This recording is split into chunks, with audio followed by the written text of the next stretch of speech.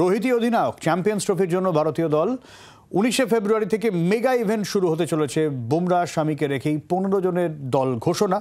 দলের সহ অধিনায়ক শুভমান গিল, যশস্বী জয়সওয়াল।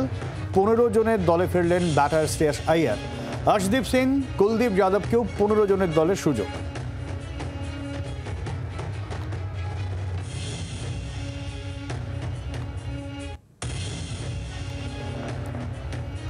চ্যাম্পিয়ন্স ট্রফি আরো আপডেট দেবে দেবাঞ্জন, রয়েছেন আমাদের সঙ্গে। দেবাঞ্জন। হ্যাঁ, দেখো সব্যসাচী, চ্যাম্পিয়ন্স ট্রফির এই যে দল ঘোষণা নিয়ে, দল ঘোষণার দিন ছিল 12 তারিখ।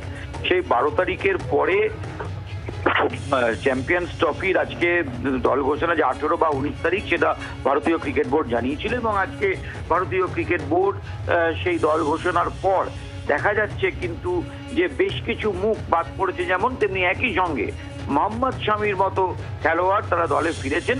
এবং সব মিলিয়ে যেটা একটা ধারণা করা হচ্ছিল যে অস্ট্রেলিয়া সিরিজের সাময়িক ব্যর্থতা এবং সাম্প্রতিককালে ব্যাটে রান না থাকার জন্য রোহিত শর্মাকে হয়তো ক্যাপ্টেন্সিতে নাও রাখা হতে পারে, কিন্তু সেটা কিন্তু বোর্ড পুরোপুরি নস্যাৎ করে দিয়েছে।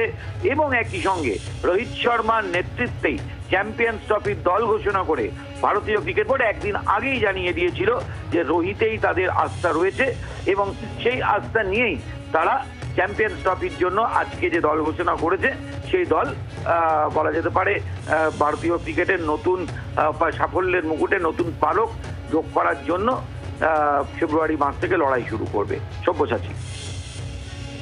একদম অনেক ধন্যবাদ দেবাঞ্জন। আপনার আরও একবার জানিয়ে রাখবো, রোহিতেই ভরসা রাখা হয়েছে ভারতীয় দলের তরফে। এবং 19শে ফেব্রুয়ারি থেকে এই মেগা ইভেন্ট, যেখানে চ্যাম্পিয়ন্স ট্রফিতে বুমরা এবং শামিকে রেখেই 15 জনের দল ঘোষণা করা হয়েছে।